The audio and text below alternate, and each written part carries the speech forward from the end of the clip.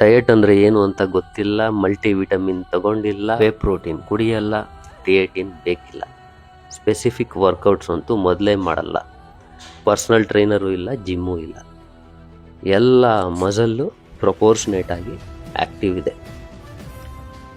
ಈ ಥರ ಸೂಪರ್ ಬಿಲ್ಟಾಗಿ ಬರೀ ಕೆಲಸ ಮಾಡ್ತಾನೆ ಇಷ್ಟು ಫಿಟ್ಟಾಗಿರೋದಕ್ಕೆ ಸಾಧ್ಯನಾ?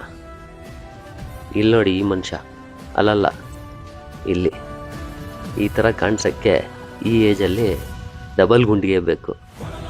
25 ವರ್ಷದ ಹುಡುಗರಿಗೂ ಇಷ್ಟು ಮಸ್ಕ್ಯುಲಾರಿಟಿ ಇರೋದು ಕಷ್ಟ ಇದೆ. ಈ ಮನುಷ್ಯನಿಗೆ ಪ್ರೋಟೀನ್ ಅಂದರೆ ಏನು ಅಂತ ಗೊತ್ತಿರೋದೇ ಡೌಟ್ ಇದೆ. ಕ್ಯಾಲರಿ ಕೌಂಟು, ಡಿಫಿಷಿಯನ್ಸೀಸು ಇದ್ರ ಬಗ್ಗೆ ಎಲ್ಲ ಐಡಿಯಾನೂ ಇರಲ್ಲ. ನೈಟ್ ಒಂದು ಪೆಗ್ ಹಾಕ್ದ, ಬೇಗ ಮಲ್ಕೊಂಡ, ದಿನ ಪೂರ್ತಿ ಕೆಲಸ ಮಾಡ್ದ. ಹೊಟ್ಟೆ ತುಂಬ ಊಟ ಮಾಡಿರೋದಕ್ಕಿಂತ ಉಪವಾಸ ಮಾಡಿರೋದೇ ಜಾಸ್ತಿ. ಮನುಷ್ಯನ ಬಾಡಿ ಡಿಸೈನ್ ಆಗಿರೋದೇ ಈ ಪ್ರಿನ್ಸಿಪಲ್ಸ್ ಮೇಲೆ. ನ್ಯಾಚುರಲ್ ಆಗಿ ಹೆಂಗೆ ಫಿಟ್ ಆಗಿರ್ಬೋದು ಅಂತ ಇನ್ ಡೀಟೇಲ್ ಅರ್ಥ ಮಾಡ್ಕೊಳ್ಳೋಣ ಇನ್ನು ಮುಂದಿನ ವೀಡಿಯೋಗಳಲ್ಲಿ. ಬಾಯ್.